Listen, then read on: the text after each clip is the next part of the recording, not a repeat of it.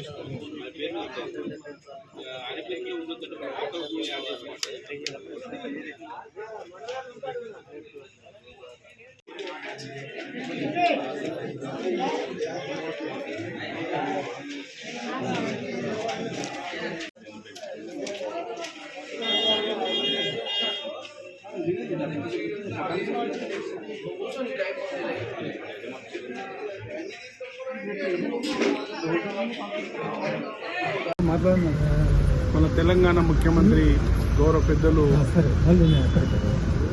వేముల రేవంత్ రెడ్డి గారి అధ్యక్షతన, రెవెన్యూ మంత్రి మన శ్రీనివాస్ రెడ్డి గారి ఆదేశానుసారము రాష్ట్రంలో రెవెన్యూ సమస్యలు ఏవైతే ఉన్నాయో ధరణి పోర్టల్ తీసి భూభారతి అని కొత్తగా తీసుకొచ్చి ఈ జిల్లాలో 4 విలేజ్లు ఫస్ట్ పైలట్ ప్రాజెక్టు పెట్టి అక్కడ వచ్చినటువంటి సమస్యలన్నీ ఏమున్నాయి, ఎట్లా సమస్యలు పరిష్కరించాలని చెప్పి ఈ రోజు నుంచి మా దగ్గర భూభారతి కార్యక్రమం స్టార్ట్ అయింది.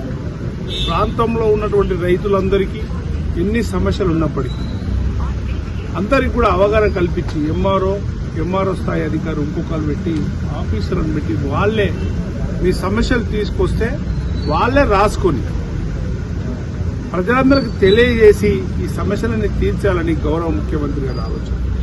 ముఖ్యమంత్రి గారి నిర్ణయం ఏదైతే ఉందో దాన్ని స్వాగతిస్తూ పేద ప్రజలందరూ కూడా ఎవరెవరైతే రెవెన్యూ బాధితులు ఉన్నారో అందరూ కూడా సమస్యలన్నింటినీ కూడా పరిష్కరించుకోవడానికి ప్రభుత్వం తోడ్పడుతుంది. ఎన్ని సమస్యలు ఉన్నప్పటికీ భూములు రేట్లు పెరగడం వల్ల ఈ ప్రాంతంలో ఇప్పుడే మా మిత్రుడు వచ్చి మేము ప్లాట్లు కొన్నాం, అది రెవెన్యూ భారతిలో వచ్చిందని చెప్పి బాధితులు వచ్చిందని చెప్పి చెప్తా ఉన్నాడు. అవన్నింటినీ కూడా సమకూర్చి అవన్నింటినీ కూడా శూన్యంగా జేసీ గారు, కలెక్టర్ గారు అన్ని కూడా ఎన్ని అయితే అప్లికేషన్లు వస్తారో అవన్నీ కూడా తీర్చాలని ఆలోచనతో చేస్తా ఉన్నాం. ఖచ్చితంగా మా ప్రభుత్వం, ప్రజల ప్రభుత్వం ఖచ్చితంగా ఈ భూభారతి తీసుకొచ్చి అవన్నీ కూడా నెరవేర్చామని తెలియజేస్తాం.